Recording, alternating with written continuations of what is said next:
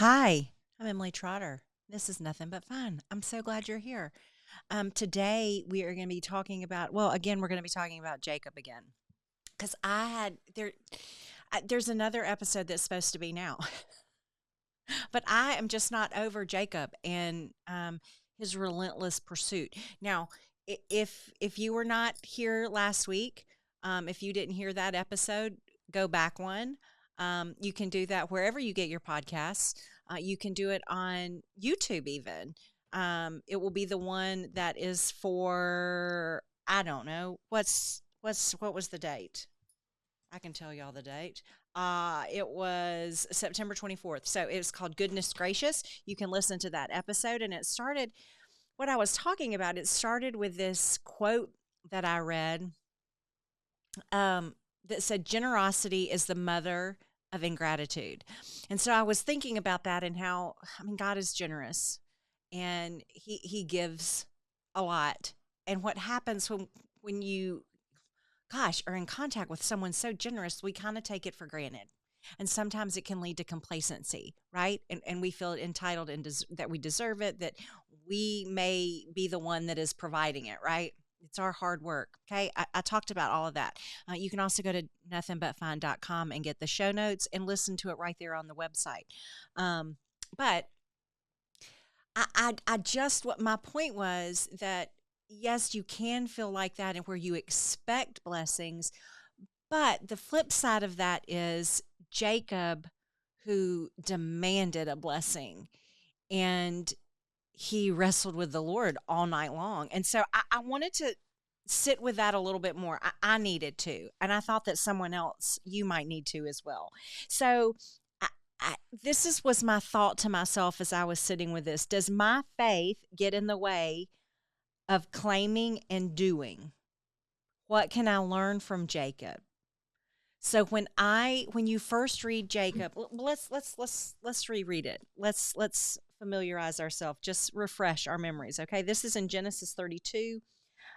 It says that night Jacob got up and took his two wives, his two maidservants, and his 11 sons, and crossed the ford of the Jabbok, whatever it is.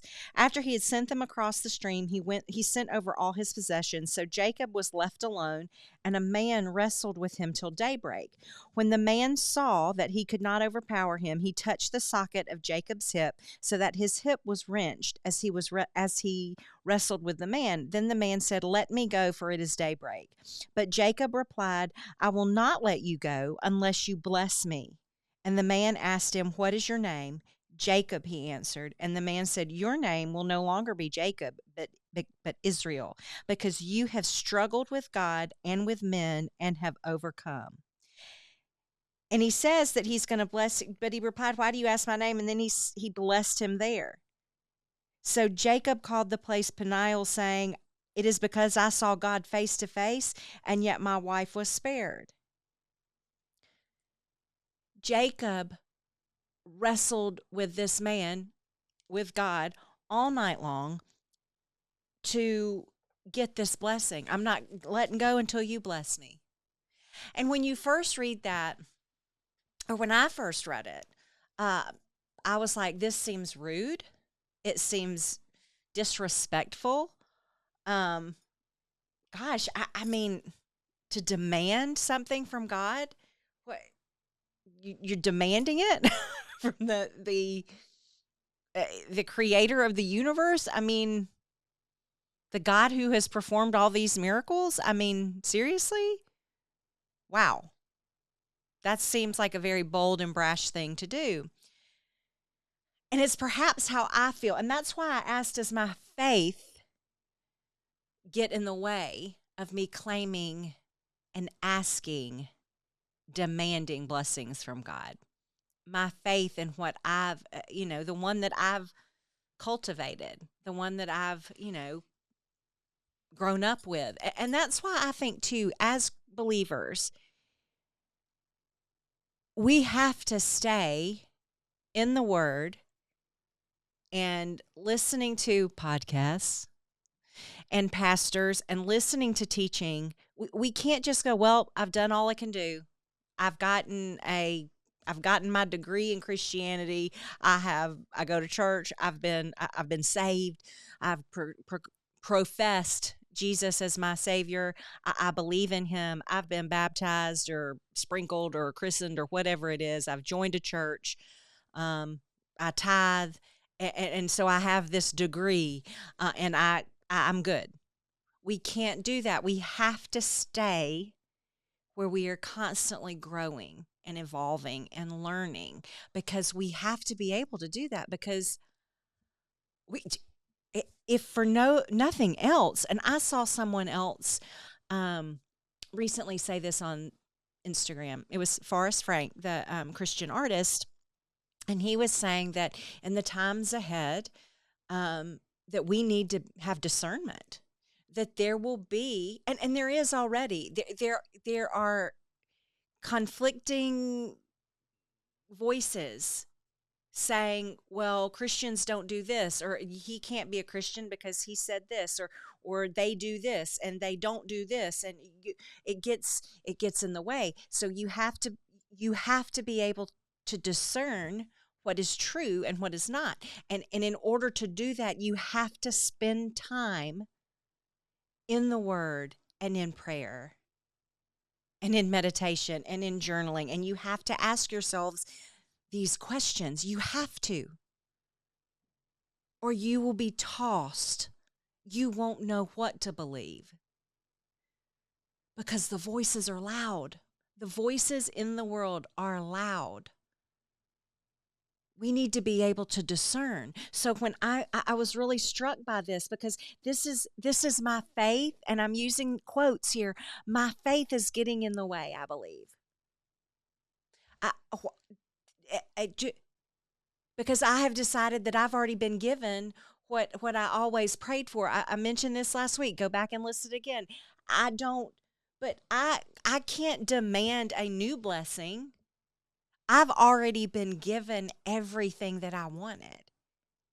It's rude to demand things from God, isn't it? Because I grew up, I think that, I don't know, this is what I have formed. I'm not blaming anyone other than myself. I, I am in the, I mean, okay, so my favorite name of God is Jehovah Jireh, which is the Lord will provide, because it has been done numerous times for me. Not in a way of blessings, but like in times of need, in times of despair, in times of fear, in times of anxiety, the Lord has answered, and he has provided an answer. He has provided a way. He has given provision in that season. Okay. That's my favorite characteristic of God, that he is a provider. Okay.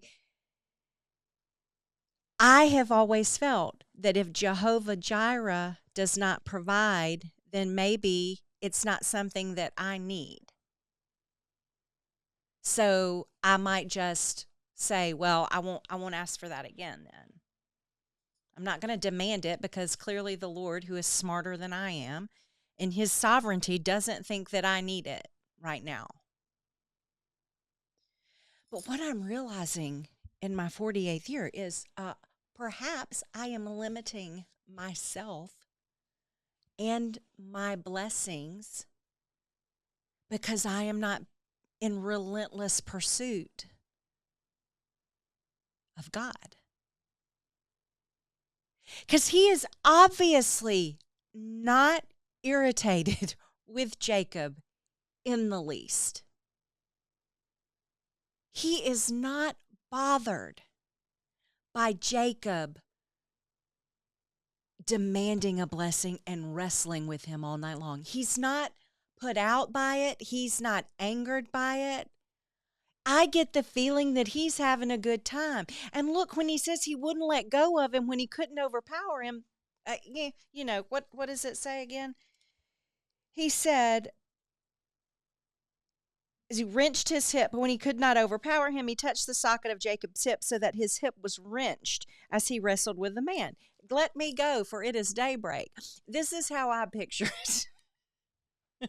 Not that the Lord, the God of the universe, creator of everything, the Lord Most High, the Almighty, the beginning and the end. Not that he couldn't take his foot, his leg, and go bing and get Jacob away. He could. But I just envision Jacob wrapped around his leg. Like you see with a kid and their dad, like, get off my leg. I've got to go. I need to move on. I got to get out of here. I'm late to work. Let go of my leg. I love you. I'm going to miss you. That's how I envision it. And he's like, you're going to have to get off my leg. It's daybreak. I got to go. I got places to be, things to do. All right, this has been fun. Now get off my leg. Do I think that God could have left? Absolutely. But doesn't it seem like he's enjoying it a little bit? Because he has this discussion with Jacob. He has this discussion with him. He's like, what do you want? I am not letting go unless you bless me. And then God does bless him. Does that sound like God is irritated? No, not at all. In fact, it seems like he kind of enjoys it. Because he did it all night long. At daybreak, he said, okay, that's enough. I got to go. Have you done that with human people? Not necessarily the Lord, but have you done that? I'm working on it because I think that God delights in us. He wants us to grab onto his leg and not let go. He wants us to be like Jacob. He wants us to relentlessly pursue him. There's a praise and worship song called Goodness of God. Great song, and if you hadn't heard CeCe Winans do it, then go look it up because it is phenomenal. But in it, there it says, his goodness is running after me. And I love to think about that goodness running after me. It's in pursuit of me. So how can we be done with demanding blessings when that goodness is pursuing us while we are pursuing God? I I just this has been such a good thing for me to think about. Because, I mean, if I'm honest with you, and I hope you know that I am, I try to be real transparent and authentic here with what I'm doing with the Lord. I've been in a little bit of a rough patch.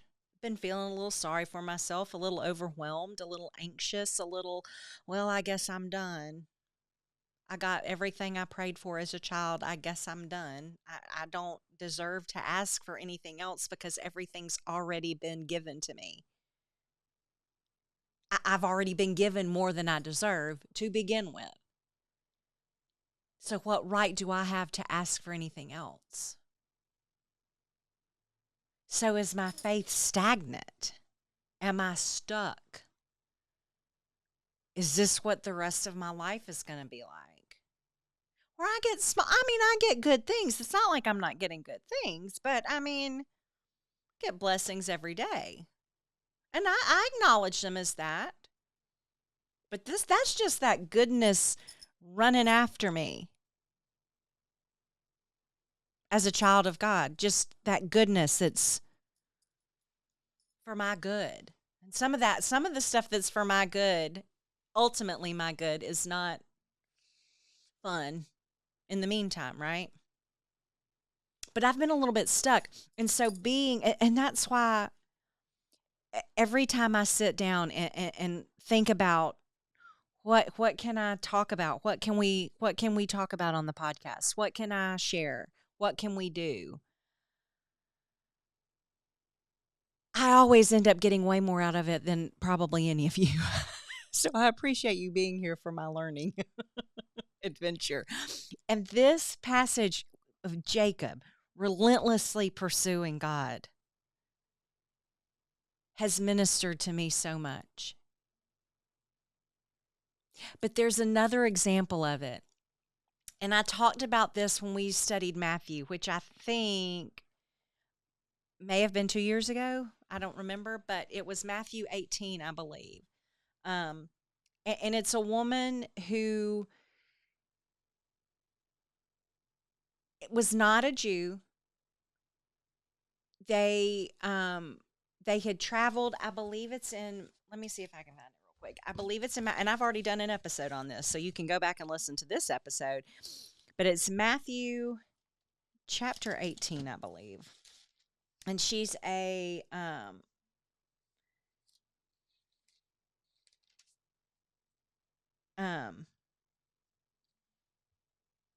Hang on, I'll tell you. Oh, Matthew 15. My bad. My bad. It's Matthew 15. So, not 18, 15. Sorry. So, this woman comes to, oh, 21. Matthew 15:21. Leaving that place, Jesus withdrew to the region of Tyre and Sidon. Not, that's the region of Tyre and Sidon. Those are not Jews, okay? A Canaanite woman from that vicinity came to him, crying out, "Lord, Son of David, have mercy on me. My daughter is suffering terribly from demon possession." Jesus did not answer a word, so his disciples came to him and urged him, "Send her away, for she keeps crying out after us. She's never going to leave us alone." He answered, "I was sent only to the lost sheep of Israel." And the woman came and knelt before him. "Lord, help me," she said. He replied, "It is not right to take the children's bread and toss it to their dogs." "Yes, Lord," she said, "but even the dogs eat the crumbs that fall from their master's table." Then Jesus answered, "Woman, you have great faith. Your request is granted." And her daughter was healed from that very hour. This woman relentlessly, she was just like Jacob. She wasn't getting out of the way. She wasn't leaving until the Lord healed her daughter. That faith, that demanding, "You will hear me. You will heal her because I know you can. I'm not giving up." And Jesus, of course, came first. Jesus came for the Jews first. Those were his people, those were his chosen people. He came for them first. Obviously, was not received so well. And then he was going to the world for everyone else. And this woman, this Canaanite woman, this Gentile woman, came and she knew who he was. She knew what he was capable of. And Jesus appreciated her relentlessness and appreciated the faith she was showing. She was like, "I know that you don't feed the dogs, but they still get crumbs. I'm good with the crumbs." My guess is the little girl that was healed was better than ever because she asked, because she relentlessly pursued. She demanded that blessing. So don't be ingracious to the generosity that God is showing, but don't give up asking. Relentlessly pursue, even for crumbs, because ultimately, Jesus loves you.